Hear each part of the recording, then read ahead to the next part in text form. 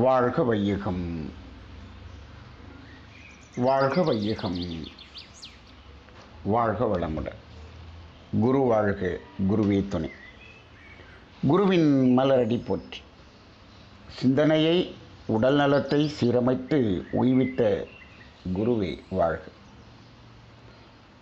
தியானமே யோகம், யோகமே ஞானம்.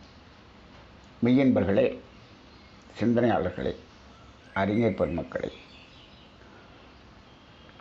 பிரம்மஞானம் என்ற உயர்ந்த தத்துவ ஞானத்தின் அந்த உயர்ந்த நிலை பயிற்சியில் இருக்கிறீர்கள். அருட்தந்தை வேதாத்ரி மகரிஷி அவர்களது அந்த வாழ்க்கை கல்வி முதல் நிலையில் உடலில் தொடங்கி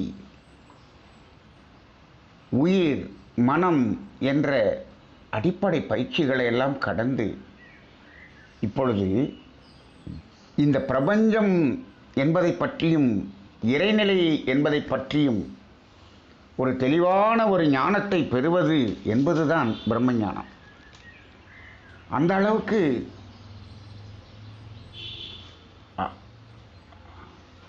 அவ கடைசியில் வரீங்க. அந்த அளவுக்கு மகரிஷி அவர்கள் எளிமையாக இந்த ஞானத்தை மிகவும் எளிமையாக நமக்கு கொடுத்து அதை ஒரு பாமர மக்களும் புரிந்து கொள்ளக்கூடிய அளவில் கொடுத்து சென்றிருக்கிறார்கள். நாம் அறிவோம், திருவண்ணாமலையில் இருந்த ரமண மகரிஷி அவர்கள் இந்த மனித குலத்துக்கு நான் யார் என்ற அந்த கேள்வியை எழுப்பி அந்த கேள்வியை கொடுத்தவர் அவர்தான்.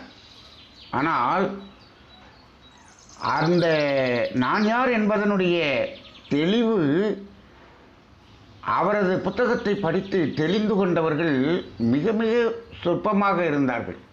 அது யாருக்கும் புரியவில்லை. அப்படி இருந்த அந்த கேள்வியெல்லாம் இந்த பிரம்மஞானம் என்ற ஒரு நிலை தத்துவத்தை மகரிஷி கொடுத்து அதை உணர்ந்த பிறகு அந்த நான் யார் என்பதெல்லாம் சர்வசாதாரணமாக எளிமையாக புரியக்கூடிய அளவுக்கு மகரிஷி அவர்கள் அதை எளிமைப்படுத்தி கொடுத்திருக்கிறார்கள். அந்த அடிப்படையிலே இன்று வானியலும் ஜோதிடமும் என்ற ஒரு தலைப்பு. இதில் 2 பகுதிகள் இருக்கிறது. வானியல் என்பது ஒரு பகுதி, ஜோதிடம் என்பது ஒரு பகுதி. இதில் வானியல் என்பது பொதுவாக நாம் இந்த பிரபஞ்ச தோற்றம் என்று அதை படித்திருப்போம். அதாவது பிரபஞ்ச தன்மாற்றம், உயிரின தன்மாற்றம் என்று இந்த பிரபஞ்சம் எப்படியெல்லாம் தோன்றியது என்பதையெல்லாம் நாம் பார்க்கும் பொழுது அதில் இந்த வானியல் தத்துவங்கள் எல்லாம் அதற்குள்ளாக அடங்கிவிடும். இருந்தாலும் இந்த பிரபஞ்சம் முழுவதும் இருக்கக்கூடிய அந்த வானியல் என்பதை பார்ப்பது என்பது ஒன்று. ஆனால் நாம் வாழ்ந்து கொண்டிருக்கக்கூடிய இந்த பூமி, இந்த பூமிக்கு அதிபதியாக இருக்கக்கூடிய சூரியன், அதை சுற்றி வருகிற கோள்கள், இந்த சூரிய குடும்பத்தை மட்டும் ஒரு தனியாக எடுத்து ஆய்வு செய்து பார்க்கும் பொழுது தோன்றியது தான் ஜோதிடம். அப்போ இதை என்ன சொல்லலாம்னா, இன்றைக்கி ஒரு மருத்துவத்திலே ஒரு உறுப்புக்கு ஸ்பெஷலைசேஷன் என்று சொல்லுகிறார்களே, அதுபோல் இந்த சூரிய குடும்பத்தை மட்டும் எடுத்து இங்கு இருக்கக்கூடிய வானியல் அதனுடைய அலைகளை பற்றிய ஒரு நிலைக்கு வரும்பொழுது ஜோதிடம் என்பது தோன்றியது என்று சொல்லலாம். ஆனால் எல்லாவற்றிற்கும் அடிப்படை என்ன என்று சொன்னால், இந்த பிரபஞ்சத்தில் இயங்கிக் கொண்டிருக்கக்கூடிய அந்த இயக்கம் என்ற சக்தி நிலை, அதிலிருந்து தொடர்ந்து வெளிப்பட்டு கொண்டிருக்கும் அலை இயக்கம் என்ற ஒரு அற்புதமான தத்துவம். நான் அடிக்கடி சொல்லுவதுண்டு, வேதாத்ரி மகரிஷி அவர்களிடம் இருக்கக்கூடிய ஒரு உன்னதமான நிலை, ஒரு ஹைலைட் என்ன என்று சொன்னால், ஒரு ஆன்மீகத்தில் ஒரு உச்ச நிலை என்று சொன்னால் வேதாத்ரி மகரிஷி அவர்களது காந்த தத்துவம், அவர்களது அலை இயக்க தத்துவம், அவர்களது கர்ம வினை தத்துவம், அவர்களது செயல் விளைவு தத்துவம். இந்த 4 தத்துவமும் வேதாத்ரி மகரிஷி அவர்களுடைய ஹைலைட் என்று சொல்லலாம். இந்த 4 தத்துவம் தெரிந்துவிட்டால் உலகத்தில் இருக்கக்கூடிய எல்லா பிரச்சனைகளையும் அதனுள் போட்டு அலசி எடுத்து அதற்கு விடை கண்டுபிடித்து விடலாம். அது விஞ்ஞானமாக இருந்தாலும் சரி, மருத்துவமாக இருந்தாலும் சரி, ஜோதிடமாக இருந்தாலும் சரி, விவசாயமாக இருந்தாலும் சரி, ஒரு இண்டஸ்ட்ரியாக இருந்தாலும் சரி, எல்லா இடங்களிலும் இந்த 4 தத்துவங்களுக்கு மேல் எந்த ஒரு நிகழ்ச்சியும் நடக்காது. அப்படிப்பட்ட ஒரு தத்துவங்களிலே அந்த அலை இயக்க தத்துவம் என்பது இன்றைய தலைப்பில் ரொம்ப முக்கியமான ஒன்றாக இருக்கிறது. இந்த வானியல் ஜோதிடம் என்று சொல்லும் பொழுது அதில் அலை இயக்கம் என்பது பெரும் பங்கு வகிக்கிறது. சரி, இப்போ வானியல் என்று சொல்லும் பொழுது பல கோடி நட்சத்திரங்கள், நட்சத்திர கூட்டங்கள் இருந்தாலும் அந்த ஒவ்வொரு நட்சத்திரமும் ஒவ்வொரு சூரியன் என்பது நமக்கு தெரியும். அப்படி என்றால் அந்த ஒவ்வொரு நட்சத்திரத்தையும் சுற்றி வருகின்ற கோள்கள் அடங்கிய அந்த ஒவ்வொரு நட்சத்திரமும் ஒவ்வொரு குடும்பமாக இருந்து கொண்டிருக்கிறது என்பதை நாம் அறிகிறோம். அவற்றிலே நாம் வாழ்ந்து கொண்டிருக்கக்கூடிய இந்த பூமிக்கு அருகில் உள்ள நட்சத்திரம் என்பதுதான் நமது சூரியன் என்று சொல்லுகிறோம். இப்பொழுது இந்த வானியலிலே, இந்த வானியலை பற்றி சாதாரணமாக நீங்கள் நிறைய தெரிந்திருப்போம். ஆனால் நாம் இன்று அதில் ஒரு சிந்திக்கக்கூடிய வகையிலான சிந்தனைகளை நாம் சிந்திக்கும் போதுதான் இந்த தலைப்பு ஒரு சிந்தனைக்குரிய தலைப்பாக மாறும். ஏனென்று சொன்னால் வேதாத்ரி மகரிஷி அவர்கள் இங்கு பயிற்சிக்கு வரக்கூடியவர்களெல்லாம் வெறும் தத்துவத்தை கேட்டுவிட்டு போகக்கூடியவர்களாக அவர் பார்ப்பதில்லை. தத்துவத்தை கேட்டு அதை சிந்தித்து உணரக்கூடிய ஒரு சிந்தனையாளர்களாக மாற்ற வேண்டும் என்பதுதான் அவருடைய விருப்பம். அதனால தான் அவர் சொன்னார், சொல்லால் மட்டும் நம்பாதே, சுயமாய் சிந்தித்தே தெளிவாய் என்று சொன்னார். அப்போ ஒவ்வொருவரையும் சிந்திக்க வைக்கக்கூடிய அளவுக்கு அந்த தத்துவங்களை கொடுத்திருக்கிறார். இப்பொழுது நாம் இத்தனை நட்சத்திர கூட்டங்கள் இருக்கிறது என்று சொன்னாலும், இப்போது நாம் வாழுகிற இந்த பூமி, இங்கே உயிரினங்கள் இருக்கிறது என்பது நமக்கு தெரியும். ஓரறிவு முதல் 6 அறிவு வரை உயிரினங்கள் வாழ்ந்து கொண்டிருக்கக்கூடியது இந்த பூமி.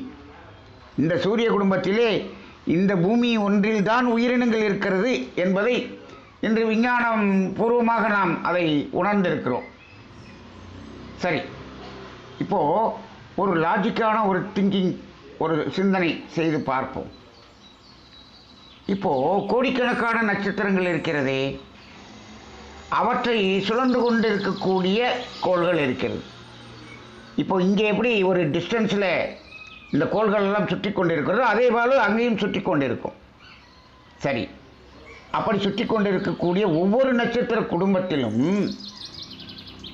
அதனுடைய சுற்றுவட்ட பாதையில் சுற்றி வருகின்ற கோள்களிலே ஏதாவது ஒரு தூரத்தில் இருக்கக்கூடிய ஒரு கோளில் உயிரினம் என்று ஒன்று இருக்க வேண்டுமா இல்லையா என்று ஒரு சிந்தனை செய்து பார்த்தால், ஒவ்வொரு நட்சத்திர கூட்டத்திலும் சூரிய குடும்பத்திலும் ஏதாவது ஒரு கோளிலே அங்கு உயிரினங்கள் என்பது இருக்கும்.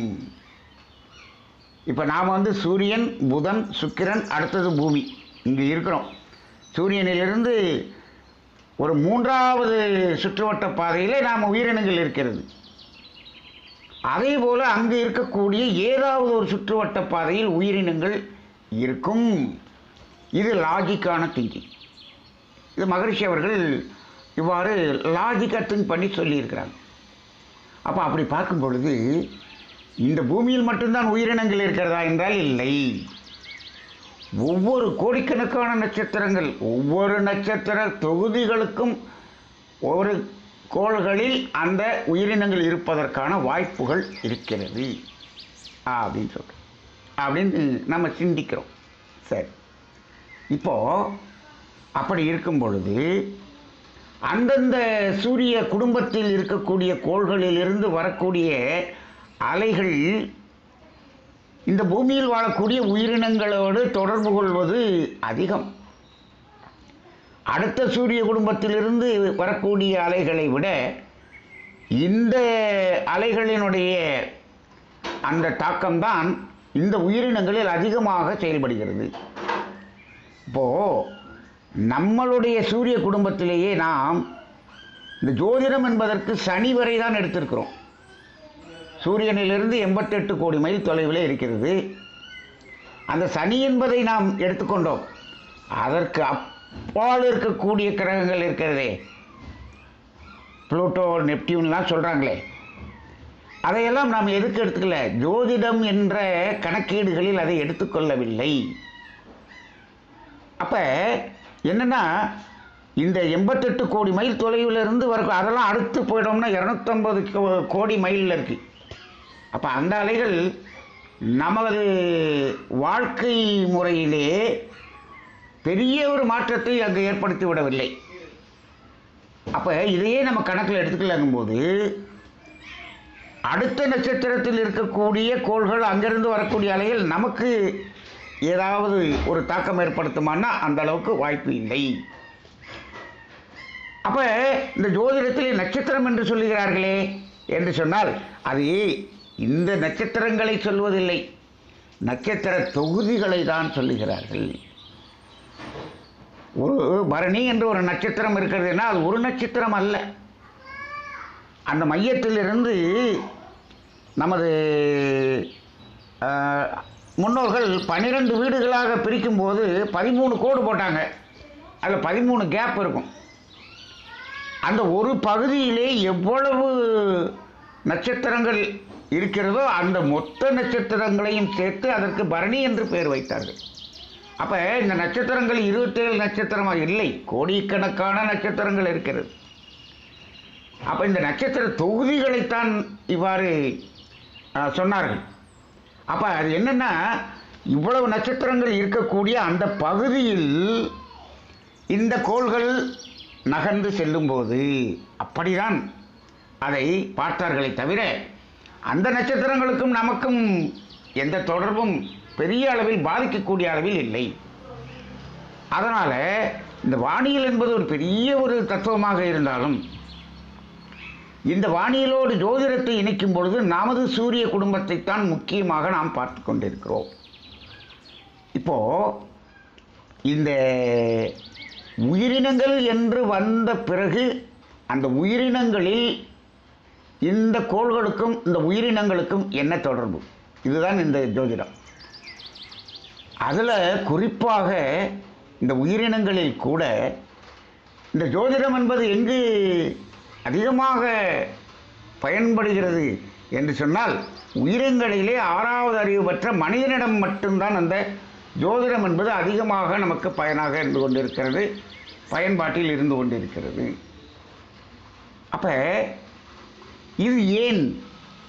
இது உயிரினங்கள் எல்லாவற்றிற்கும் பொதுவானதா இந்த ஜோதிடம், இல்லை மனிதர்களுக்கு மட்டுமா என்று ஒரு கேள்வியை சிந்தனையாக எழுப்ப வேண்டும்.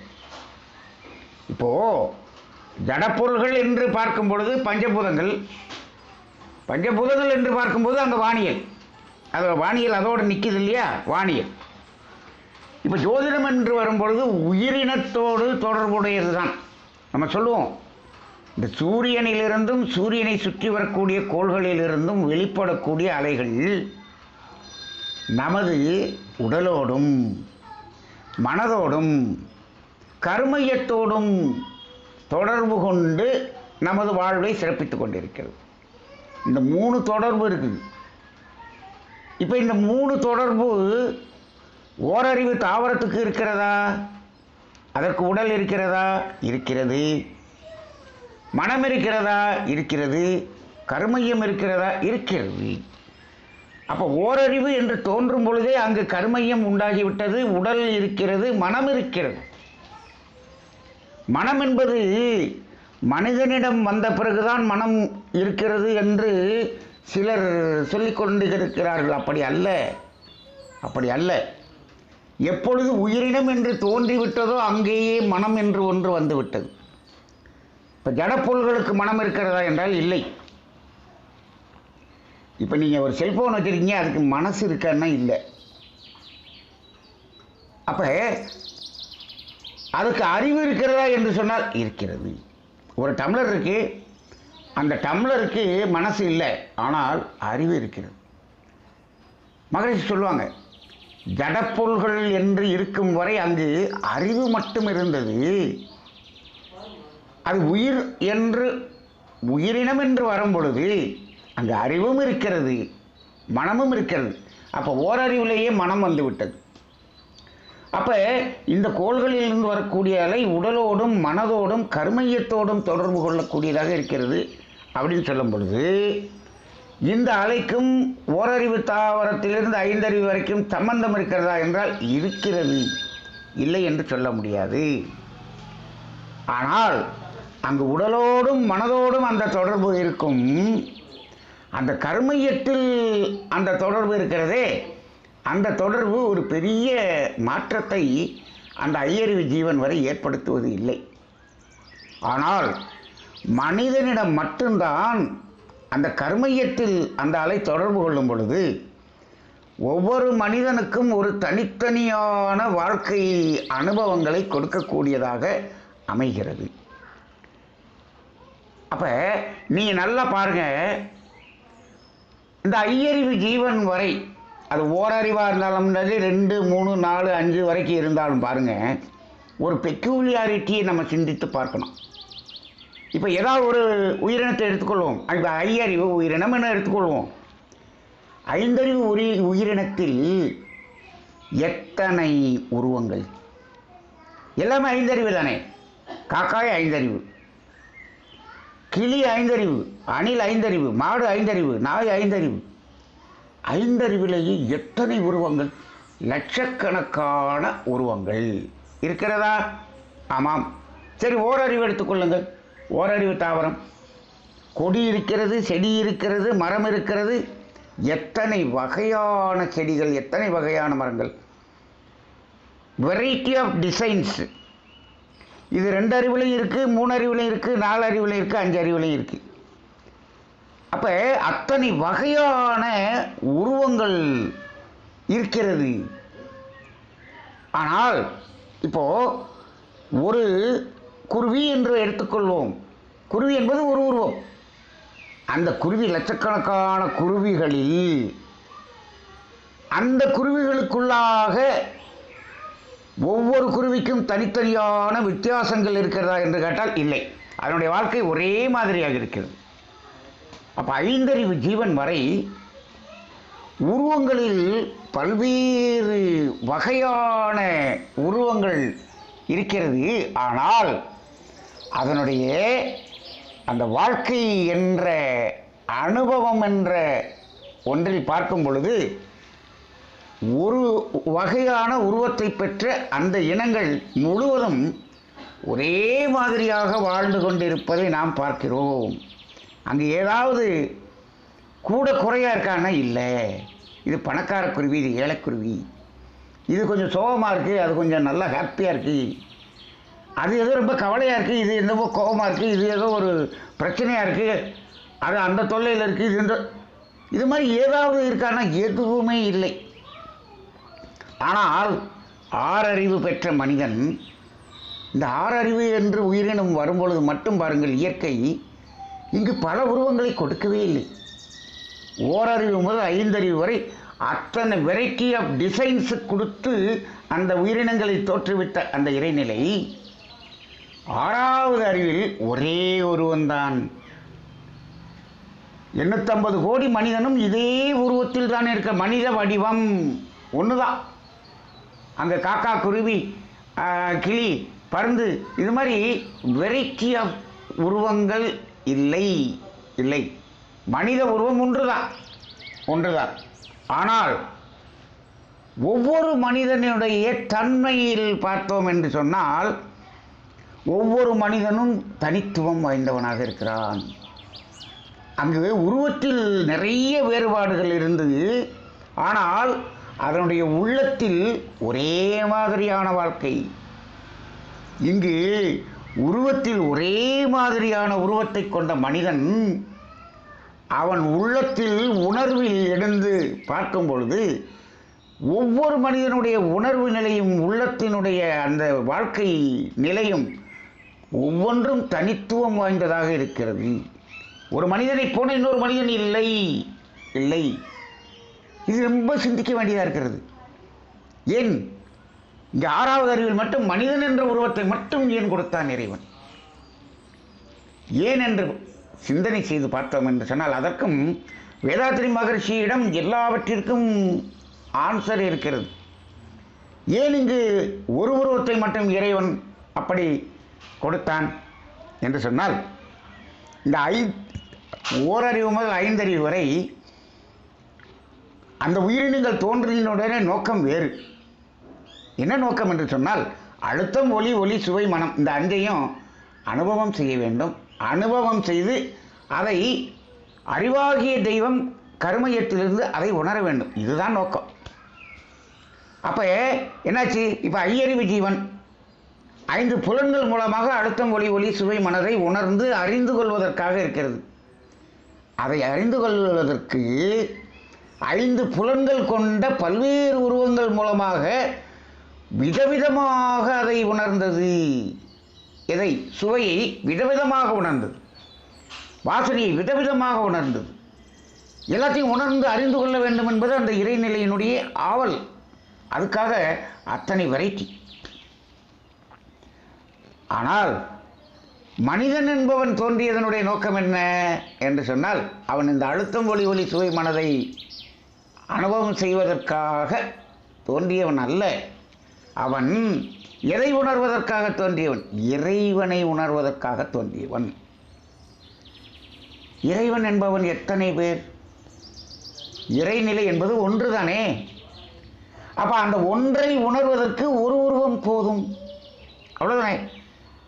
இதே ஒரு 30 வகையான இறைவன் இருந்தால் 30 டிசைன் ஆஃப் 6வது அறிவு உள்ள ஜீவன்கள் தோன்றி இருக்கும். இங்கே 6வது அறிவு மனிதன் 6வது அறிவுக்கு புலன் கிடையாது. புலன் மூலமாக இந்த அழுத்தம், ஒளி, ஒளி, சுவை, மனதை உணர்வதற்கான வேலை இல்லை. அப்போ அங்கு இறை உணர்வதற்காக வந்தது. அப்போ இங்கே என்ன ஆயிடுச்சு? ஒரே உருவத்தை கொடுத்து விட்டார். நோக்கம் ஒன்று தான். சரி, ஆனால் இப்போ மனிதன் ஒவ்வொரு மனிதனும் வேறுபடுகிறானே. இது எவ்வாறு வேறுபடுகிறான், எதில் வேறுபடுகிறான் என்று சிந்தித்து பார்த்தால், அவனுடைய கர்மயத்தில் இருக்கக்கூடிய கர்மவினை பதிவுகளில் மனிதன் வேறுபடுகிறான். ஆனால் அந்த விலங்கினங்களில் இருக்கக்கூடிய கர்மயம் ஒவ்வொன்றுக்கும் ஒரே மாதிரியாகத்தான் இருக்கிறது. அங்கு வேறுபாடுகள் இல்லை. இதை நீங்கள் புரிந்து கொள்ள வேண்டும் என்று சொன்னால், நம்ம வீட்டுக்கு ஒரு 10 காக்கா வருதுன்னு வச்சுக்கோம். வரிசையாக உட்காந்துருக்கு. நீங்கள் அப்படியே காராச்சேவை போட்டீங்க, சாப்பிட்டுட்டு அந்த ஒவ்வொரு காக்காய்க்கும் நம்பர் கொடுத்துருங்க. 1 2 3 4 5 6 அப்படின்னு நம்பர் கொடுத்துருங்க. நாளைக்கு அதே காக்கா வந்து அங்கே உட்காந்து சாப்பிடுது. ஆனால் இடம் மாறி மாறி உட்காந்துருக்கு. இதில் 5ஆம் நம்பர் காக்காய் நேற்று சொன்னவன் 5ஆம் நம்பர் எது 5ஆம் நம்பர் எது 9ஆம் நம்பர் எது 1ஆம் நம்பர் கண்டுபிடிக்க முடியுமா? முடியாது. நேற்று பார்த்தோம், நேற்று பேர் வச்சுட்டோம். ஆனால் இன்றைக்கி பார்த்தோம்னா அது எதுன்னு கண்டுபிடிக்க முடியல. ஏன் என்று பார்த்தால், அங்கு அந்த 10 காக்காயினுடைய முகமும் ஒரே மாதிரியாக இருக்கிறது. அதை நாம் வேறுபடுத்தி பார்க்க முடியவில்லை. ஆனால் ஒரு 10 மனிதர்களை நிறுத்தி அவர்களுக்கு பெயர் வைத்து விட்டோம். அவர்களை நாளைக்கு மாறி மாறி நிற்க சொன்னால் இதில் யார் நண்பனி என்பதை கண்டுபிடித்து விடுவோமா? கரெக்டாக கண்டுபிடிச்சிடுவோம். ஏன் என்று சொன்னால், ஒவ்வொரு முகமும் வேறுபட்டதாக இருக்கிறது. இப்போ பாருங்க, ஐயறிவு ஜீவன் வரை வெரைட்டி ஆஃப் 5 அறிவு ஜீவனில் வெரைட்டி நிறைய இருந்தாலும், ஒரு வெரைட்டி எடுத்துக்கொண்டால், காகம் என்று எடுத்துக்கொண்டால், குருவி என்று எடுத்துக்கொண்டால், அத்துணை குருவியினுடைய முகமும் ஒரே மாதிரியாக இருந்தது. அத்தனை காக்காயினுடைய உருவமும் முகமும் ஒரே மாதிரியாக இருந்தது. ஆனால் இங்கு ஆறறிவு ஜீவனிலே ஒரே வெரைட்டி ஆஃப் மனிதன் தான். ஆனால் 850 கோடி மனித முகங்களும் 850 கோடி டிசைன் இப்படி வித்தியாசமாக காண்பிக்கிறதே முகத்தில். எப்படி எந்த வித்தியாசம், ஏன் அந்த வித்தியாசம், எது அந்த வித்தியாசமாக தெரிகிறது? இதற்கு ஒரு பழமொழி தான் சொன்னார்கள், அகத்தின் அழகு முகத்தில் தெரியும் என்று சொன்னார்கள். அப்போ இந்த முகத்தில் இருக்கக்கூடிய வேறுபாடுகளுக்கு எது காரணம் என்று சொன்னால், கர்மயத்தில் இருக்கக்கூடிய அந்த கர்ம வினையினுடைய டிஃபரன்ஸு தான் இந்த முகத்தில் இருக்கக்கூடிய வித்தியாசங்களாக தெரிகிறது.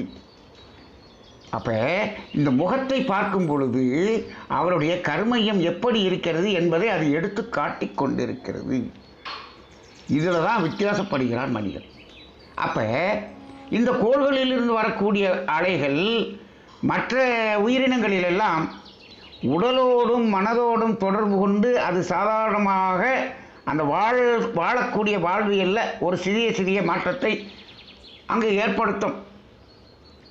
ஆனால் இங்கு மனிதனிடம் கர்மயத்தோடு தொடர்பு கொண்டு அந்த கர்மவினைக்கு தகுந்தாற் போல இந்த கோள்களினுடைய அலை அங்கு வேலை செய்கிறது அல்லவா? அதனால்தான் ஒவ்வொரு மனிதனுடைய அனுபவங்களும் வித்தியாசமாக இருக்கிறது. ஒவ்வொரு மனிதனுடைய அந்த அனுபவிக்கக்கூடிய விளைவுகளும் வித்தியாசமாக இருக்கிறது.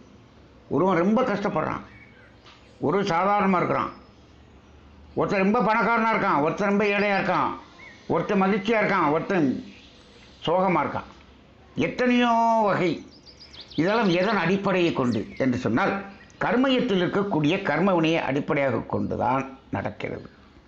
ஆனால் நாம் இப்போ என்ன நினைக்கிறோம், இது இந்த கோள்கள் இருக்கக்கூடிய நிலையை பொறுத்தும் கோள்களிலிருந்து வரக்கூடிய அலையை பொறுத்தும் தான் நமது வாழ்க்கையில் இந்த நல்லது கெட்டதெல்லாம் நடக்குது அப்படின்னு நாம் புரிந்து வைத்து கொண்டிருக்கிறோம். ஜோதிடத்தை அப்படித்தான் நம்ம பார்த்து கொண்டிருக்கிறோம். அப்படியெல்லாம் இல்லை. எந்த ஒரு கோளும் ஒரு மனிதனுக்கு துன்பத்தை கொடுக்க வேண்டும் என்று நினைக்கக்கூடிய கோள்கள் அல்ல.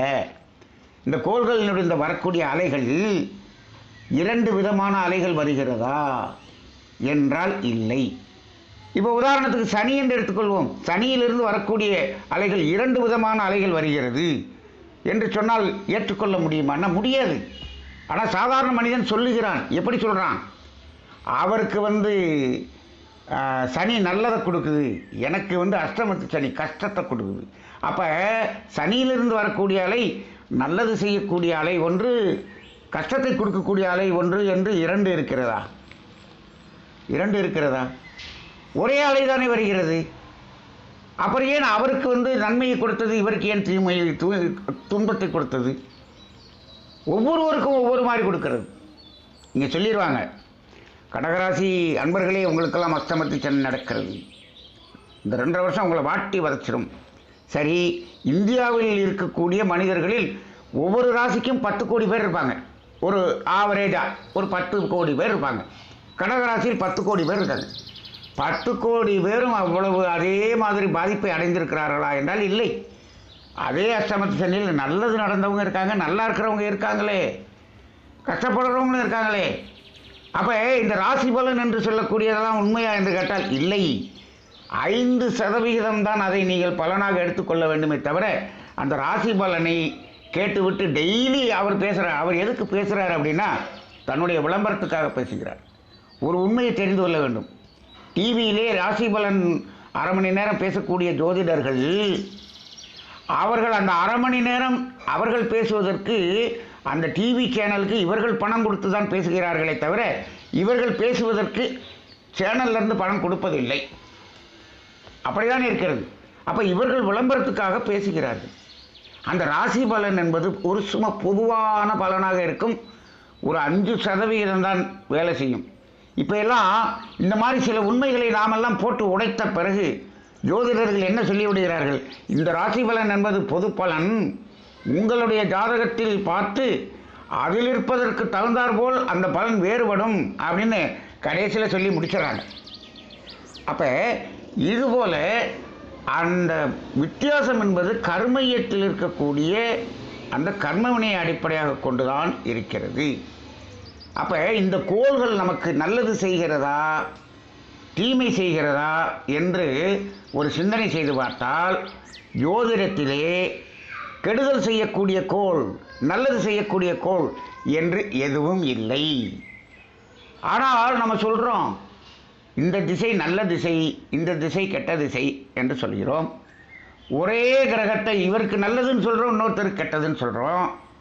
அது எதை பொறுத்து என்று சொன்னால் அது அமைந்திருக்கக்கூடிய ஆதிபத்தியம், அது இருக்கக்கூடிய இடம், அது தொடர்பு கொள்ளக்கூடிய கோள்கள், அதனுடைய பார்வைகள், இது எல்லாத்தையும் வைத்து நாம் இது நன்மையானதா தீமையானதான்னு சொல்கிறோம்.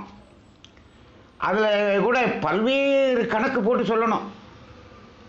எல்லாத்தையும் ஒரே கணக்கில் அப்படி சொல்லிடவும் முடியாது.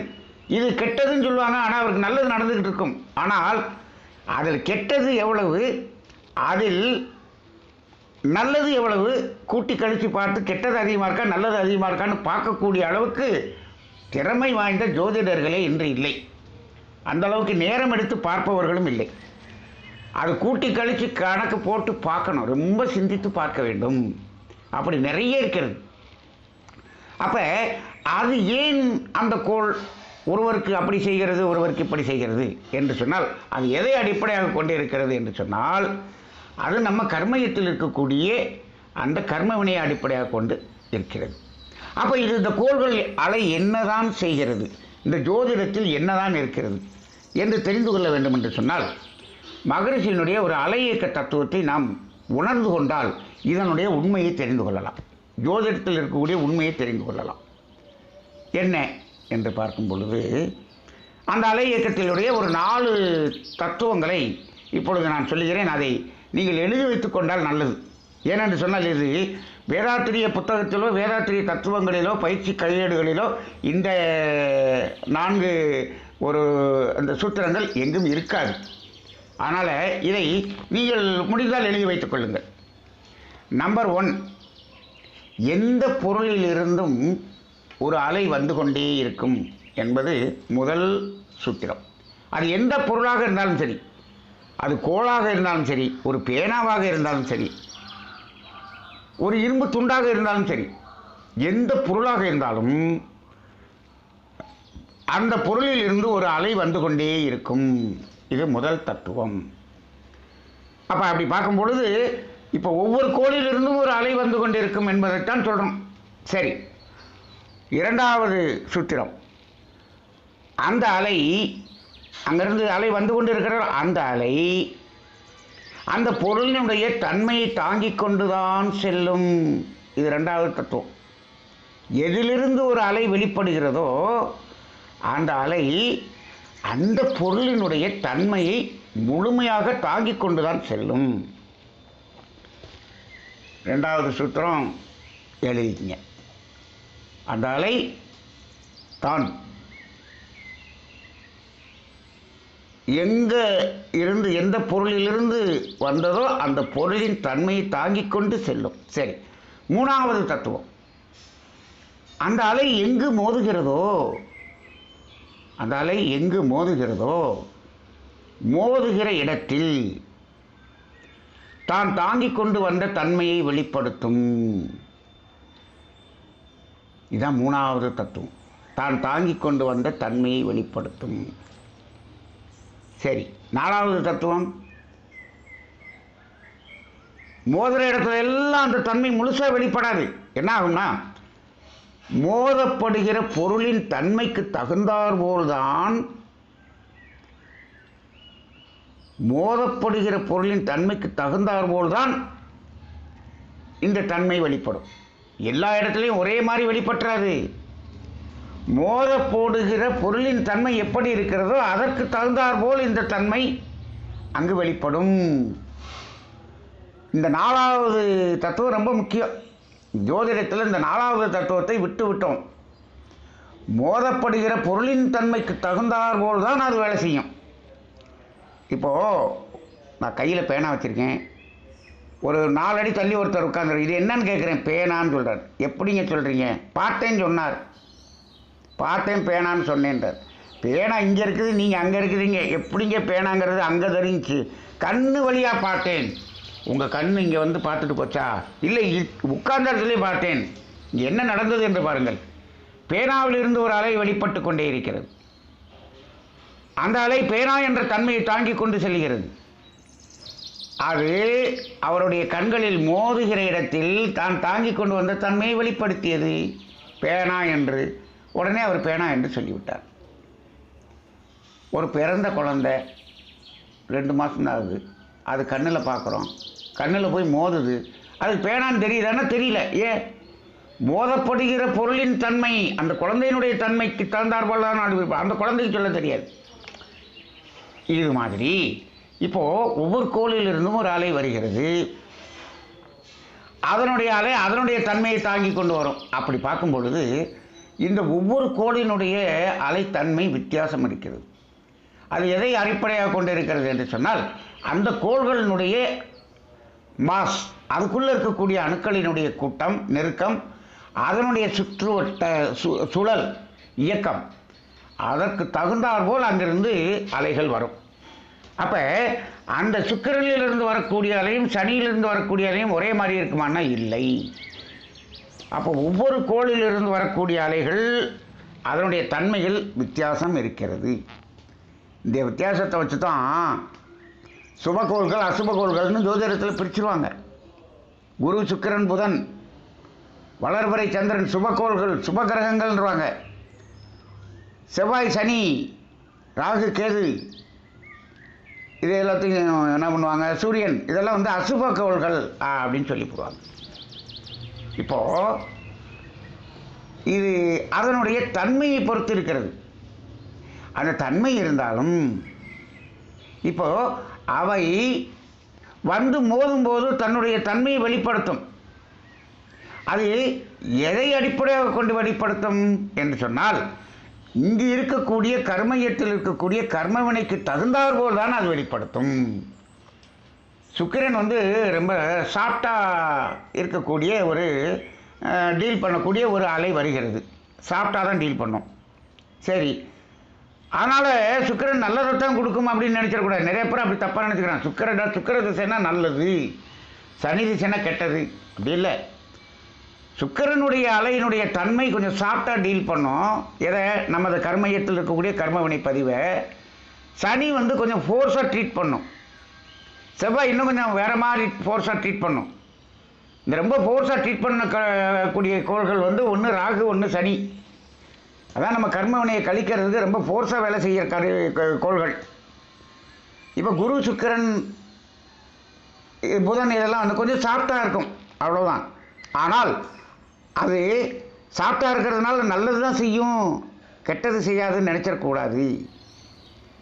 அது எதை பொறுத்து இருக்கிறது என்று சொன்னால், மோதப்படுகிற பொருளின் தன்மைக்கு தகுந்தாற்போல் தான் இருக்கும். அப்போ நமது கர்மயத்தில் வந்து மோதும்போது சுக்கிரனாலேயே வந்து மோதினாலும் இந்த கர்மயத்தில் கர்மவினை அதிகமாக இருந்தது என்று சொன்னால் அது துன்ப விளைவைத்தான் கொடுக்கும். ஆனால் சுக்கிரன் மூலமாக வரக்கூடிய துன்ப விளைவு எப்படி இருக்கும்னா, கொஞ்சம் ஸ்மூத்தாக இருக்கும், அதுவும் கெட்டதாக தான் இருக்கும். ஆனால் சனியிலேருந்து வரக்கூடியது ரொம்ப ஃபோர்ஸாக இருக்கும். கெட்டது தான், ரெண்டுமே கெட்டது தான். இது ஸ்மூத்தாக இருக்கும், அது கொஞ்சம் ஃபோர்ஸாக இருக்கும், அவ்வளோதான்.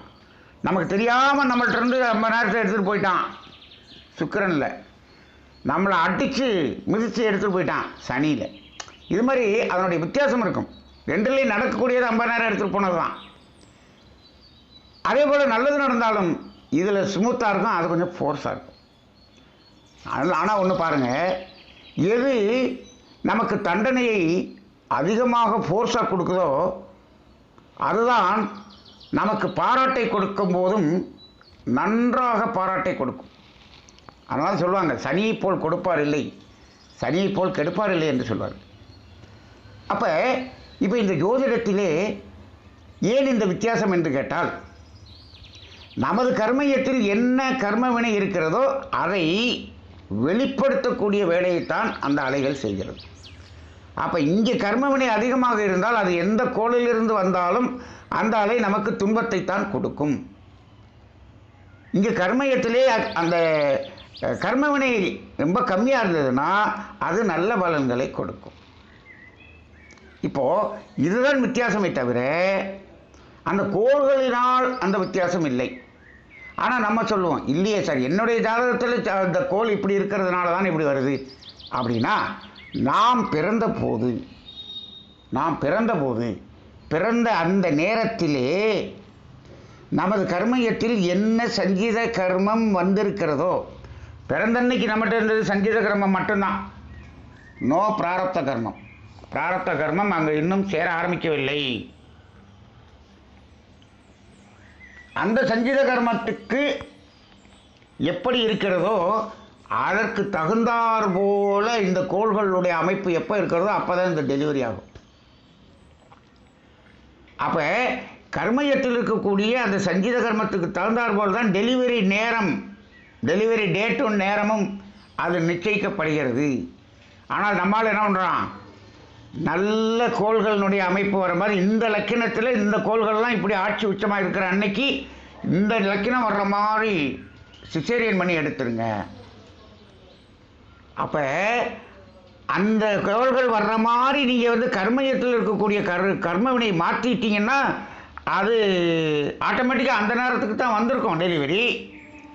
ஆனால் நான் கர்மயத்தில் இருக்கக்கூடிய கர்மவினையை மாற்ற மாட்டேன், சரியான நேரத்தை மட்டும் மாற்றி நான் அந்த நேரத்தில் சிசேரியன் பண்ணி எடுத்து விடுவேன் என்று சொல்லி அப்படி எடுத்து நீங்கள் ஜாதகத்தை எழுதி ஜாதகத்திற்கு பார்த்தீர்கள் என்று சொன்னால் சொல்லக்கூடிய பலன்களுக்கும் நடக்கக்கூடிய செயல்களுக்கும் சம்பந்தமே இருக்காது, பொருந்தாது. அது ஜாதகமே அல்ல. எப்போ அதுக்கு வழி எப்போ பிறக்கணும்னு இருக்கோ அப்போ பிறக்கிறது தான், அதுக்கு தான் ஜாதகம் சரியாக இருக்கும். நாம் என்ன பண்ணுறோம்னா, அப்படி இல்லை என்று சொன்னால் நீங்கள் அந்த சரியான நேரத்தில் அது பிறக்கும்படி செய்வதற்கு சிசேரியன் பயன்படுத்தக்கூடாது. நாம் என்ன பண்ணோம்னா, கல்யாணத்துக்கு முன்னாடியே நாம் அந்த கணவன் மனைவி பொண்ணு மாப்பிள்ளை 2 பேரும் கர்மவினையை கழிக்கக்கூடிய புண்ணிய செயல்களை செய்து வந்திருந்தா அது அந்த கோள்களெல்லாம் நல்ல ஒரு அமைப்பில் இருக்கக்கூடிய நேரத்தில் அந்த குழந்தை தானாக பிறக்கும். இதை கர்மவினையை மாற்றி நாம் மாற்றம் செய்ய வேண்டுமே தவிர இந்த நேரத்தை குறித்து கொண்டு அந்த நேரத்துக்கு நான் சிசேரியன் பண்ணி எடுக்கிறேங்கிறது இது ஒரு மனிதனுடைய அகம்பாவத்தின் உச்சம். அப்படியெல்லாம் ஜோதிடம் வேலை செய்யாது.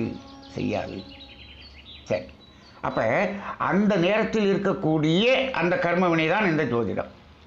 இப்போ இந்த ஜோதிடத்தை நம்பலாமா வேணாமா? ஜோதிடத்தை பற்றி உள்ளே போய் அதை பற்றி நிறைய பேசணும் அப்படிங்கணும்னா அது மாதக்கணக்கில் வாரக்கணக்கில் பேசக்கூடியது. அதெல்லாம் இப்போ நம்ம பேசுவதற்கான நேரம் இல்லை. இதனுடைய அடிப்படை தத்துவத்தை தான் பேசுகிறோம். நான் என்னுடைய அந்த தமிழ் யோகம் சேனலில் ஒரு 10 வீடியோ போட்டிருக்கிறேன். ஜோதிடத்தில் உள்ளே இருக்கக்கூடிய அந்த கோள்களினுடைய லக்கினம் அமைப்பு எது எப்படி இருந்தால் எப்படி பலன் அப்படிங்கிறத பற்றி ஒரு 10 வீடியோ போட்டிருக்கிறேன். ஆனால் அதுவே எல்லாத்தையும் சொல்ல முடியல, இன்னும் கொஞ்சம் போடுங்கன்னு சொன்னாங்க. ஆனால் அந்த வீடியோக்களை பார்த்து அதை தெரிந்து கொள்வதை விட முக்கியமான ஒரு ஞானத்தை இப்பொழுது நான் உங்களுக்கு சொல்லப் போகிறேன். அதை சொல்லும்போது நீங்கள் அதை தெரிஞ்சுக்கணுங்கிற அவசியமே இல்லை. இப்போ நான் சொல்ல போகிறது ரொம்ப முக்கியம் ஜோதிடத்தில். என்ன அப்படின்னா, இப்போ நாம் எழுதி வைத்திருக்கக்கூடிய இந்த ஜாதகம் என்பது நாம் பிறந்தபோது இருந்த சங்கீத கர்மத்தினுடைய ஜெராக்ஸ். அதனுடைய அன்னைக்கு இருந்த கர்மவினை எப்படி இருந்தது, அதற்கு எப்படி விளைவு வரும் என்பதை குறிக்கக்கூடியது தான் இந்த ஜாதக நோட்டில் இருக்கிறது. இதை பிறந்தன்னைக்கு எழுதின ஜாதகம். சரி, ஆனால் 3 வயது முதல் இன்று வரை பிராரப்த கர்மம் என்று நாம் ஒன்று செஞ்சிருக்கோமா இல்லையா? ஆமாம். இந்த பிராரப்த கர்மம் என்ன செய்யும்? இந்த பிராரப்த கர்மத்தில் பாவமும் இருக்குது, புண்ணியமும் இருக்குது. இந்த பிராரப்த கர்மம் நிறைய பாவங்களாக செய்திருந்தோம் என்று சொன்னால் நாம் பிறக்கும்போது இருந்த சங்கீத கர்மத்தின் வினையோடு இந்த பிராரப்த கர்ம வினையும் சேர்ந்து கெட்ட பலன்கள் அதிகமாக வரக்கூடியதாக ஆகிவிடும். அப்போ நம்ம பிறந்தன்னைக்கு இருந்த ஒரு ஜாதகத்தை வச்சுட்டு இவருக்கு இவ்வளவு தான் கெட்டது நடக்கும்னு சொன்னோம்னா அதை விட 2 மடங்கு கெட்டது நடக்கும். என்னங்க இது, ஜோசியர் சொல்கிறத விட இது கடுமையாக நடக்குது அப்படின்னா பிராரப்த கர்மத்திலும் பாவம் சேர்ந்து இந்த பாவத்தினுடைய அளவு கூடியிருக்கிறது என்பதை நீங்கள் தெரிந்து கொள்ளுங்கள். அவ்வளோதான். சரி, அதை அப்படியே தோசையை திருப்பி போட்ட மாதிரி பாடுங்க. பிராரப்த கர்மத்தில் நாம் என்ன பண்ணுறோம்? யாருக்கும் துன்பம் கொடுப்பதில்லை, துன்பப்படும் உயிர்களுக்கு நம்மாலான உதவிகளை செய்வோம் என்ற புண்ணியத்தை செய்து கொண்டே இருக்கிறோம். பிராரப்த கர்மத்தில் நிறைய புண்ணியங்கள் வந்து விட்டது. இந்த புண்ணியத்துக்கு என்ன விளைவு? பாவத்துக்கு என்ன விளைவு, புண்ணியத்துக்கு என்ன விளைவு? பாவத்துக்கு என்ன விளைவு என்று சொன்னால் அது பதிவாக இருந்து காலத்தால் துன்பமாக வருவதுதான் அதனுடைய விளைவு. புண்ணியத்துக்கு என்ன விளைவு? அது உடனடியாக போய் வரவேண்டிய துன்பம் இருக்கக்கூடிய கர்மவினை அழித்து விடுவதுதான் புண்ணியத்தினுடைய விளைவு.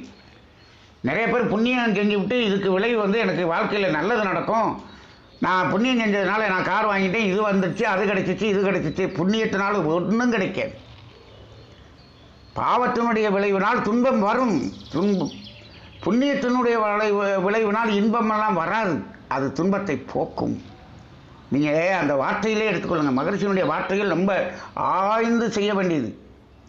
துன்பம் கொடுக்கும் செயல் துன்பத்தை கொடுக்கும்.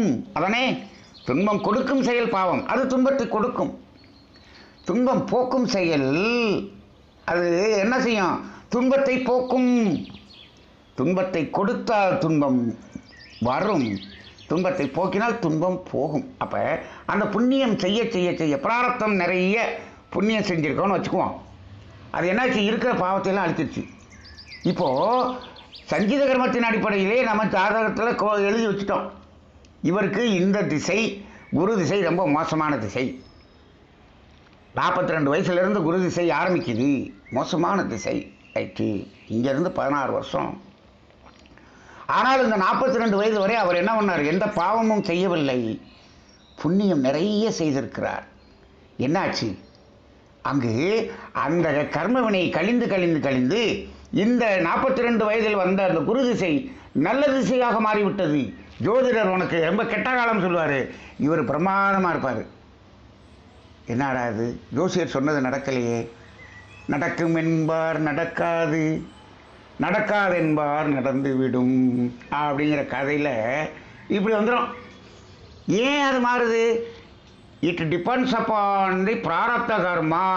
பிராரப்த கர்மானுடைய ப்ளஸ் ஆர் மைனஸில் இது கூடலாம் அல்லது குறையலாம்.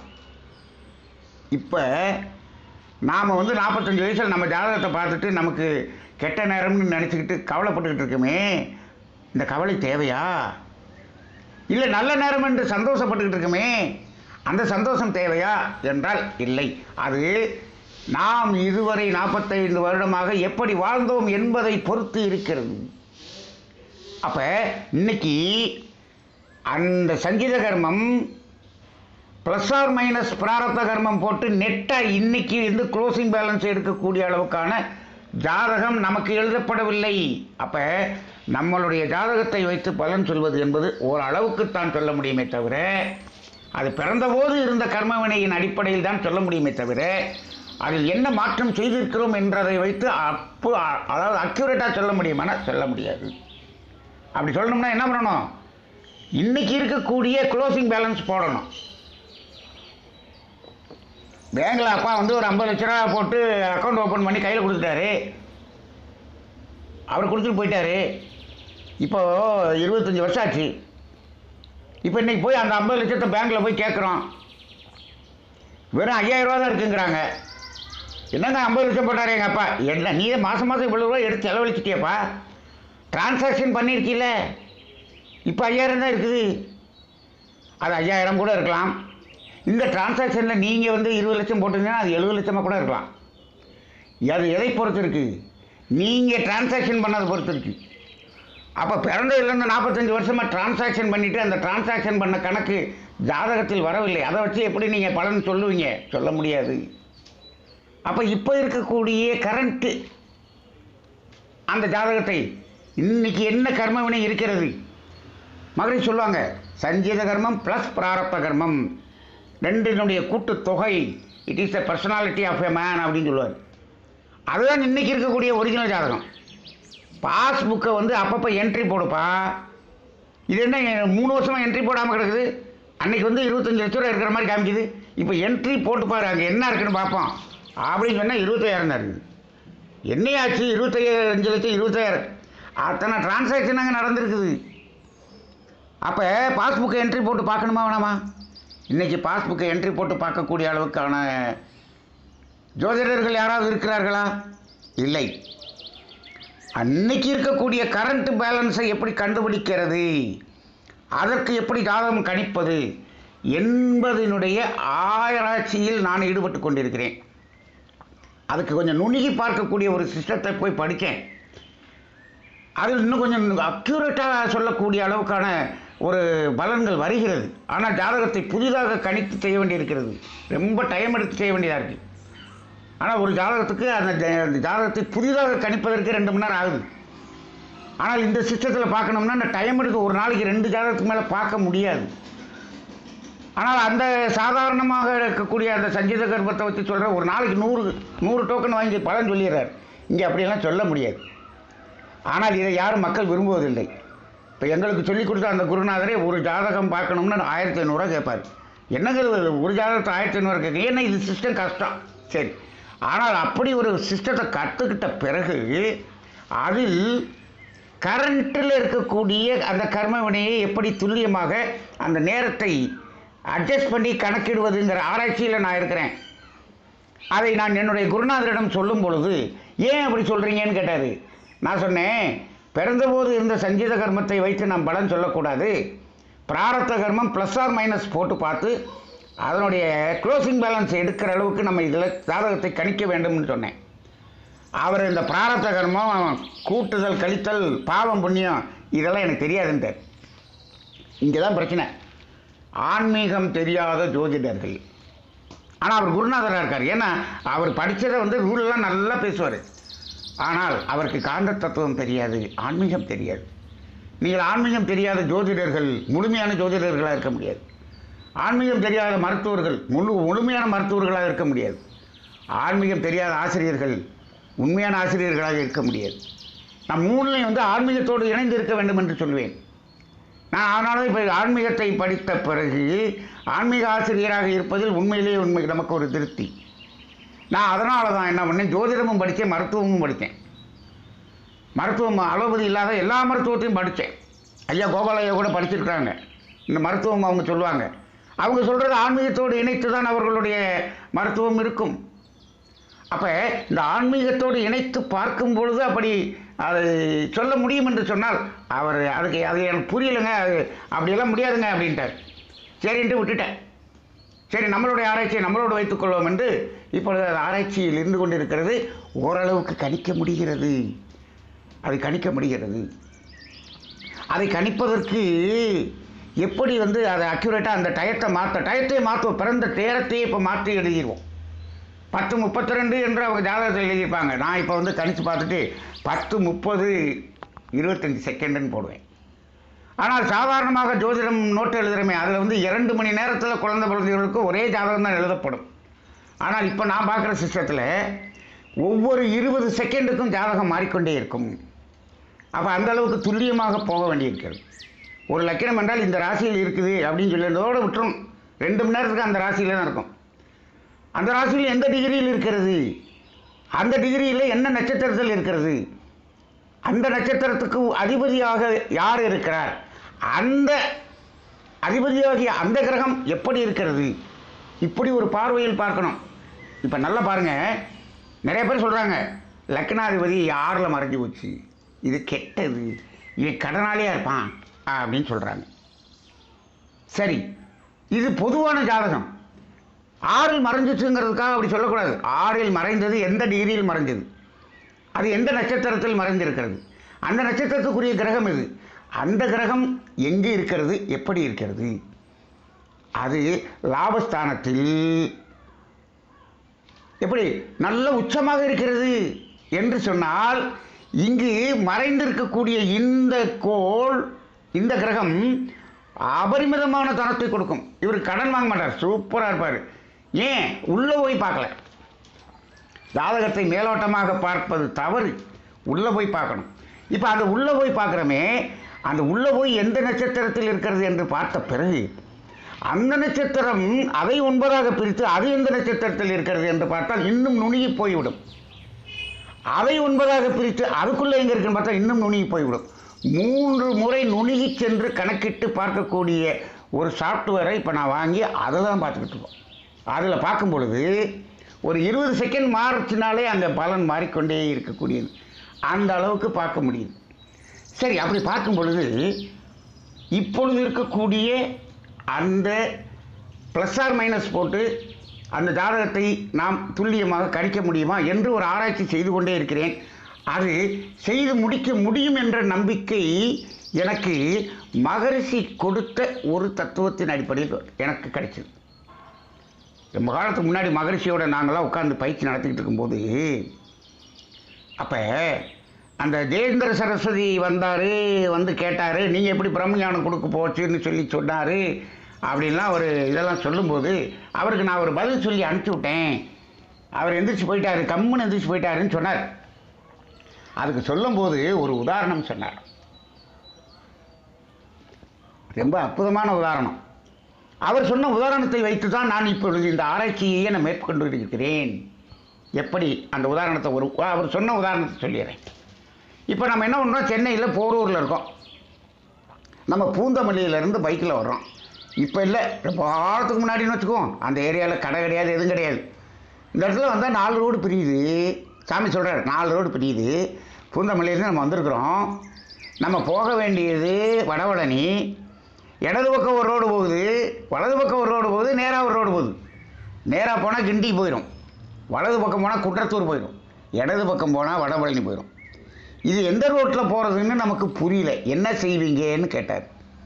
அங்கே யார்கிட்டையாவது கேட்போம், அங்கே யாருமே இல்லை, என்னப்பா செய்வேன்னு கேட்டார்.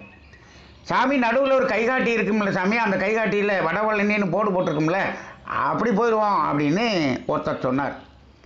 ஆமாப்பா, 4 பக்கமும் 4 கைகாட்டி இருந்தது. அந்த கம்பி, அந்த இரும்பு கம்பி ஒடிஞ்சு போய் கீழே கிடக்குதுப்பா, இப்போ என்னப்பா செய்வேன் அப்படின்னு கேட்டார். சாமி, அதை தூக்கி நிறுத்தினோம்னா அது போர்டு காமிக்கும்லன்னாரு. தூக்கி நிறுத்தும் போது அதை தவறாக நிறுத்தி விட்டீங்கன்னா 4 போர்டும் தப்பு தப்பாக காமிக்கும்ப்பா, நீ எப்படிப்பா கரெக்டான இடத்துக்கு போவேன்னு கேட்டார். ஆமாம் சாமி, அதை நிறுத்துறது கரெக்டாக நிறுத்தலைன்னு சொன்னோம்னா தப்பு தப்பாக காமிக்கும். பூந்தமல்லியை கொண்டு வடபழனி பக்கத்தில் வச்சுட்டோம் அப்படின்னு சொன்னோம்னா குன்றத்தூர் வந்து பூந்தமல்லி பக்கம் காமிக்கும், மாறி மாறியில் காமிக்கும். ஆமாம் சாமி, தப்பால் போயிடும். அப்போ எப்படிப்பா, என்னப்பா செய்ய போகிற அப்படின்னு கேட்டார். ஆனால் அன்றைக்கு அறிவுக்கு நாங்கள் கிட்டத்தட்ட ஒரு 100-120 பேர் இருந்தோம். யாருமே பதில் சொல்ல முடியல. எங்களுடைய அறிவு அவ்வளவுதான். அப்புறம் அந்த சாமி, சரி இப்போ நானே சொல்கிறேன் அப்படின்னு சொல்லிட்டு என்ன சொன்னார்னா, எப்பா இந்த 4 போர்டில் ஒரு போர்டு எதுன்னா, நீ எங்கேருந்து வந்தியோ அது அந்த போர்டு ஒன்று இருக்காங்க. ஆமாம் சாமி, நீ எங்கேருந்து வந்த? பூந்தமல்லியிலேருந்து வந்தேன் சாமி. அதில் பூந்தமல்லின்னு ஒரு போர்டு இருக்குது இல்லையா? ஆமாம் சாமி, அந்த பூந்தமல்லிங்கிற போர்டை நீ நிற்கிற பக்கத்தில் திருப்பி நிறுத்தினீன்னா மற்ற போர்டெல்லாம் அதனது பாதையை சரியாக காட்டிருமில்லப்பான்னாரு. ஆஹா, இந்த அறிவு நமக்கெல்லாம் போச்சே. அப்போ அதுதான் மகரிஷி, அதுதான் குரு அப்படின்னு சொன்னார். அப்படி சொல்லிட்டு சொன்னார், நம்ம வந்த பாதை சரியாக டேலி பண்ணிட்டோம்னா போகக்கூடிய பாதை சரியாக இருக்கும். இந்த உதாரணத்தை அப்படியே நான் இதில் எடுத்துக்கிட்டேன் ஜோதிடத்தில். அப்போ என்ன பண்ணணும், இந்த டைமை கரெக்ட் பண்ணி 10 செகண்ட் 20 செகண்டு 10 செகண்ட் 20 செகண்டு முன்னாடியோ பின்னாடியோ தள்ளி தள்ளி தள்ளி பார்த்து. இப்போ இன்றைக்கி ஒருத்தர் வந்து 35 வயசில் வரார், கல்யாணமே ஆகலை, ஏதோ ஒன்று நடக்கலை, ரைட். இந்த 35 வருஷமாக அவருக்கு வாழ்க்கையில் என்னென்ன நடந்திருக்கும் இல்லையா? இப்போ என்ன பண்ணோம், 10:32 டைம் 10:32 வச்சு பார்க்குறோம். உங்களுடைய படிப்பு எப்படி இருந்தது, உங்களுடைய உடல்நிலை எப்படி இருந்தது, உங்களுடைய மன உணர்வு எப்படி இருந்தது, பொருள் சார்ந்து இருந்ததா, அகம் சார்ந்து இருந்ததா, உங்களுக்கு இயற்கையான உணவு பிடிக்குமா, செயற்கையான உணவு பிடிக்குமா, இப்படி பல வகையான கேள்விகளை அவர்கிட்ட கேட்குறோம். கேட்டு பார்த்தோம்னா அது டேலி ஆகணும். அது டயத்தை அட்ஜஸ்ட் பண்ணி வரும்போது ஒரு இடத்துல என்ன ஆகுது, எல்லா கேள்விகளுக்கும் அவருடைய நடந்த பலன்கள் டேலி ஆகிறது. இப்போ நம்ம என்ன பண்ணுறோம், பூந்தமல்லியில் நிறுத்திட்டோம், டயத்தை கரெக்ட் பண்ணி நிறுத்திட்டோம். இந்த இடத்துல நிறுத்தும்போது இவருக்கு 12 பாவங்களுடைய குணாதிசயங்களும் சரியாக இதுவரை நடந்தது பொருந்தி விட்டது.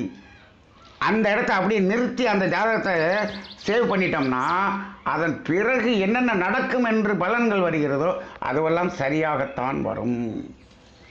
இப்படின்னு ஒரு ஆராய்ச்சியில் இப்போ அதன்படி நான் போட்டு சில விஷயங்களை சொல்லி கொண்டிருக்கிறேன். ரொம்ப அக்யூரேட்டாக வருது. ஆனால் நேரம் பத்தவில்லை. ஆனால் நான் ப்ரொஃபஷனலாக பார்க்குறதில்ல. ப்ரொஃபஷனாக பார்க்கணும் அப்படின்னு சொன்னோம்னா இப்போ நான் இப்போ ஆன்மீக பேசி இந்த ஸ்பீச் கொடுக்குறதெல்லாம் விட்டுவிட்டு அங்கே உட்காரணும். காலையில் ஒருத்தருக்கு சாயந்தரம் ஒருத்தர் வந்தாருன்னா மதியானம் ஆகி போயிடும். அப்புறம் இன்னொருத்தர் வந்தான்னா சாயந்தரம் ஆகி போயிடும். ஒரு டாக்டர் ஒய்ஃபு 2 பேரும் எம்டி, அவங்க 2 பேரும் ஒரு பெரிய ஒரு இக்கட்டான சூழ்நிலைக்கு வந்தாங்க. கிட்டத்தட்ட 3 மணி நேரம் உட்காந்துருந்தாங்க. மத்தியானம் கிளினிக் மூடிட்டு வந்தவங்க சாப்பிட கூட இல்லை. சாயந்தரம் கிளினிக்கில் கூட்டம் வந்துருச்சு சார் அப்படின்னு சொன்ன பிறகு அடித்து பிடிச்சி ஓடினாங்க. 3 மணி நேரம் உட்காந்து அக்யூரேட்டான ஒரு விஷயங்கள் தெரிந்து கொண்டார். அப்போ அவர் சொன்னார், நான் ஏகப்பட்ட ஜோசியத்தை போய் லட்சக்கணக்கில் பரிகாரம் செஞ்சுருக்கேன், ஒன்றுமே நடக்கலையே சார். இந்த விஷயத்தை முதல்ல சொல்லியிருந்தா நான் இப்படி செஞ்சிருப்பேனேனார். அப்போ நாம் இப்போ இன்றைக்கி ஜோதிடத்தை பார்க்கணுமா வேண்டாமா அப்படின்னா, நாம் ஜாதகத்தில் இருக்கக்கூடிய கட்டத்தை பார்த்து அதற்கு பலன் பார்ப்பது என்பது 30% ரொம்ப அற்புதமாக சொல்லக்கூடியவர் என்று சொன்னால் 40% பலன் சொல்லலாம். ஆனால் இப்போ நாம் இந்த சிஸ்டத்தில் போய் அக்யூரேட்டாக போகிற இதில் போனோம்னா 60லிருந்து 70% சொல்லலாம். இன்னும் துல்லியமாக போனால் 80% சொல்லலாம். 100% அந்த கர்மயத்தில் இருக்கக்கூடிய அந்த கர்மவினையை கணித்து பலன் சொல்ல வேண்டும் என்று சொன்னால் ஒரே ஒரு ஜோதிடர் இருக்கிறார்.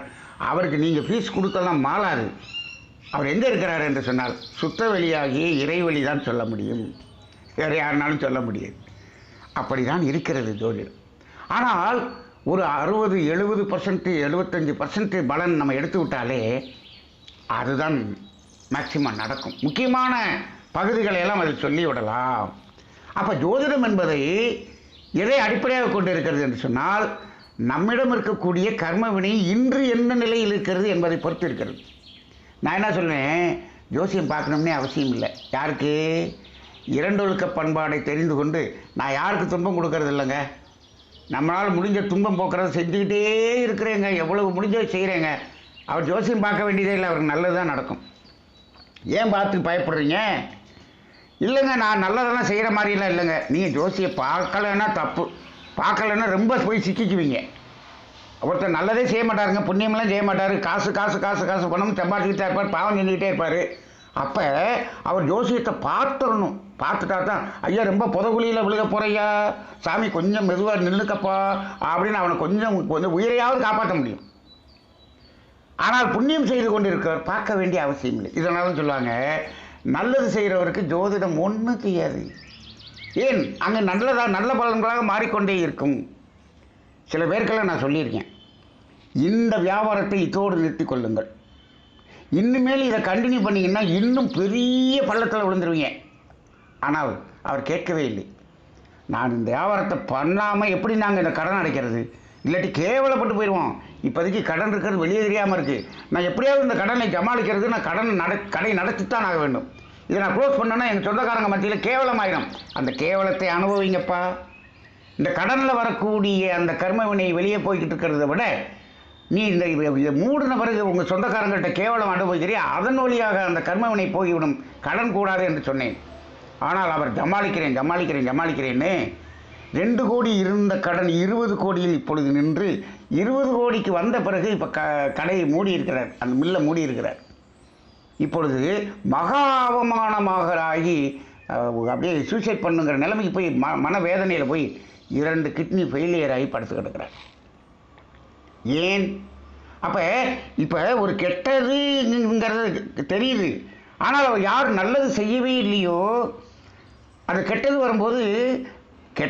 வரும்போது என்ன பண்ணிக்கணும், சும்மாவாவது இருக்கணும். ஆனால் மீண்டும் அதை ஜமாளிக்கிறேன்னு சொன்னால் ரொம்ப போய் பள்ளத்தில் படுத்துக்கிறார். இந்த இடத்தில் தான் ஜாதகத்தை பார்க்க வேண்டியிருக்கிறது. அப்போ ஜாதகம் யார் பார்க்க வேண்டியிருக்கிறது? கெட்டது நடக்குதுங்கிறவர் முன்னாடியே பார்த்தா முன்னாடியே என்ன பண்ணிக்கலாம், சுதாரித்து கொள்ளலாம். எப்படி இன்னும் மேலும் கெட்டு போகாமல் அப்படி நிறுத்துறதுக்கு பயன்படும். ஆனால் பிறந்த போதே பார்த்துட்டோம், ஜாதகம் சுமாராக தான் இருக்குது, இந்த ஜாதகத்தை நல்ல ஜாதகம் மாற்ற வேண்டும். ஒன்றுமே இல்லை, 2 ஒழுக்க பண்பாட்டின் அடிப்படையில் புண்ணியம் செய்து கொண்டே இருங்கள், ஜாதகம் மாறிவிடும். இதுதான் பரிகாரம். நான் ஜாதகத்துக்கு பரிகாரம், கெட்ட நேரம் இருக்கிறதுனால பரிகாரம் என்று சொன்னால் செயல் மாற்றம் தான் பரிகாரம். நீங்கள் நல்ல செயலை செய்து கொண்டே இருங்கள், அது மாறிவிடும். என்னிடம் ஒரு பெரிய அறிவுத்திருக்கோயில் கட்டின அறங்காவலர் தலைவர் ஒரு ஊரில், பெரிய கோடீஸ்வரர், ஒரே பொண்ணு, பெரிய கோடி, கல்யாணமே ஆக மாட்டேதுன்னு சொல்லி நிறைய ஜோசியரை பார்த்துட்டு கடைசியில் யாரோ ஒரு பேராசிரியர் மூலமாக என்னை பிடிச்சிட்டார். ஐயா நீங்கள் இவருக்கு பார்த்தே ஆகணும், நம்ம அறிவுத்திருக்கோயில் அவர் தலைவர், அவர் ரொம்ப கஷ்டப்படுறாங்க அப்படின்னு. அந்த ஜாதகத்தை வாங்கி பார்த்துட்டு போட்டு எல்லாம் போட்டு டைமெல்லாம் கரெக்ட் பண்ணி பார்த்துட்டு, ஐயா அந்த பேராசிரியரிடம் நான் சொல்லிவிட்டேன், ஐயா இதுக்கு நான் பலன் அவங்கள்ட்ட நான் சொல்ல விரும்பல, நீங்களே சொல்லிடுங்க, அவங்க பொண்ணை சாரதா மடத்தில் கொண்டு போய் சேர்த்துற சொல்லுங்கள், இது பொண்ணு கல்யாணமே ஆகாதுன்ட்டு. உடனே அந்த அம்மா, அவங்க அந்த பொண்ணோட அம்மா கூப்பிட்டு, என்னங்க எப்படி சொல்கிறீங்க, அது அப்படித்தாம்மா இருக்குது, அது இருக்கக்கூடிய பலன் அப்படி தானே இருக்கிறது. ஐயா இவ்வளவு கோடி பணம் இருக்குது, நாங்கள் வச்சுக்கிட்டு ஒரு பொண்ணு கூட கல்யாணம் பண்ணாமல் இத்தனையும் எதுக்கு சேர்த்து வச்சு, எதுக்கு வச்சு என்ன பண்ண போகிறீங்க, அத்தனை கோடியும் வச்சுருக்கிறீங்க, இங்கே கர்மவினை கொஞ்சம் கூட குறையிலையேம்மா, அப்புறம் எப்படி நடக்கும். அப்போ இது நீ இல்லை கல்யாணம் நடத்தணும்னா நான் ஒன்று சொல்கிறேன், என்ன சொல்கிறேன், ஏற்கனவே கல்யாணம் ஆகி மனைவி இறந்த ஒரு விடாயர், அந்த மாதிரி மாப்பிள்ளையை பாருங்கள்.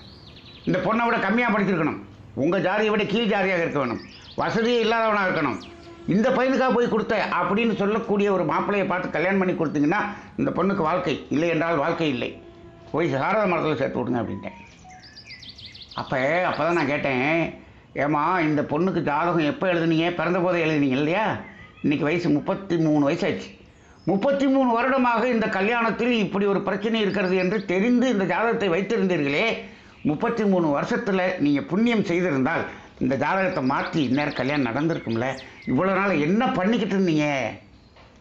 ஜோசியர் சொல்லலை, ஜோதிடர்கள் எல்லாம் யாகம் வளர்த்து காசு பார்க்குற பரிகாரத்தை சொல்லக்கூடியவர்களாக இருக்கிறார்களே தவிர செயல் மாற்றத்தை சொல்லவில்லை.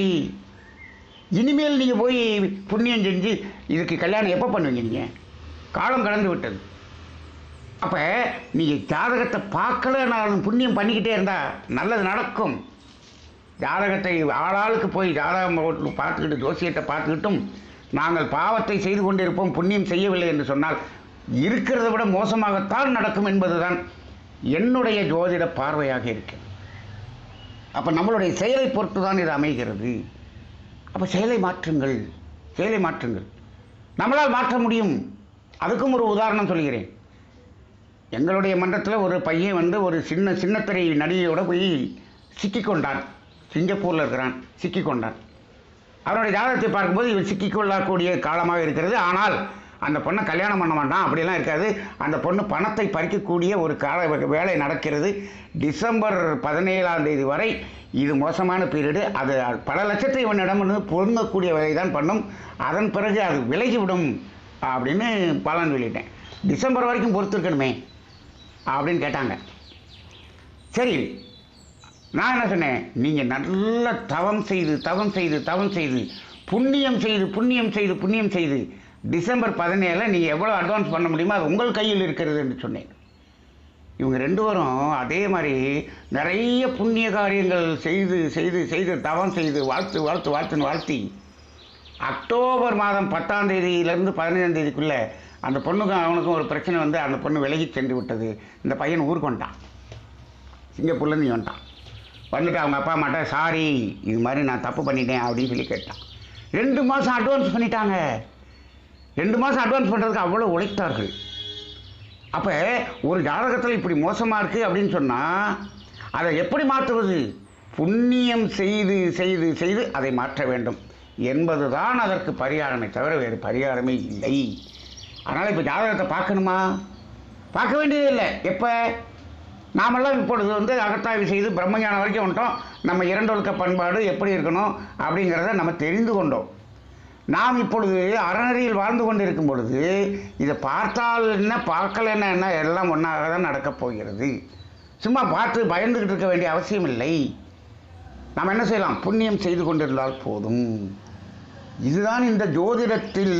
இப்போ நான் உங்களுக்கு ஜோதிட கிளாஸ் நடத்தலை, வானியலும் ஜோதிடத்தில் நாம் சில விஷயங்கள் தெரிந்து கொள்ளாத விஷயங்கள் வேதாத்திரியத்திலிருந்து நாம் சிந்தித்து செயல்படக்கூடிய விஷயங்களை மட்டும்தான் நான் இப்பொழுது சொல்லியிருக்கிறேன். அந்த அடிப்படையிலே ஜோதிடம் என்பது ஒரு அற்புதமான கலை. மகரிஷி சொல்லுவாங்க, ஜோதிடம் உண்மைதான், ஆனால் ஜோதிடர்கள் எல்லாம் உண்மை இல்லை என்று சொல்லிவிடுவார்கள். ஏனென்று சொன்னால் அவர்கள் சரியாக அதை சொல்லுவது இல்லை. அது ஒரு வியாபாரமாக மாறிவிட்டது. அப்போ இதை அடிப்படையாக கொண்டு பார்க்கும் பொழுது நமது கர்மயத்தில் இருக்கக்கூடிய கர்மவினையின் அடிப்படையில் தான் இந்த ஜோதிடம் வேலை செய்கிறது என்பதை புரிந்து கொண்டால் இது முழுக்க முழுக்க முழுக்க காந்த தத்துவம், அலையியக்க தத்துவம், கர்மவினை தத்துவம், செயல்விளை தத்துவம். இப்போ நான் பேசுனதில் இந்த 4 தத்துவம் வந்துச்சா? இந்த தத்துவம் இல்லாமல் எதுவுமே இல்லை. இந்த தத்துவத்தை வைத்து நாம் இந்த பார்வையை பார்க்கும் பொழுது இந்த ஜோதிடம் இப்படித்தான் நமக்கு தெரிகிறது. அந்த அடிப்படையிலே இந்த வானியலும் ஜோதிடமும் என்ற ஒரு தலைப்பிலே வேதாத்திரிய சிந்தனையோடு இன்று ஒரு சிந்தனையை செய்வதற்கு வாய்ப்பளித்த உங்கள் அனைவருக்கும் நன்றியை கூறி நிறைவு செய்கிறேன். வாழ்க வையகம், வாழ்க வையகம், வாழ்க வளமுடன்.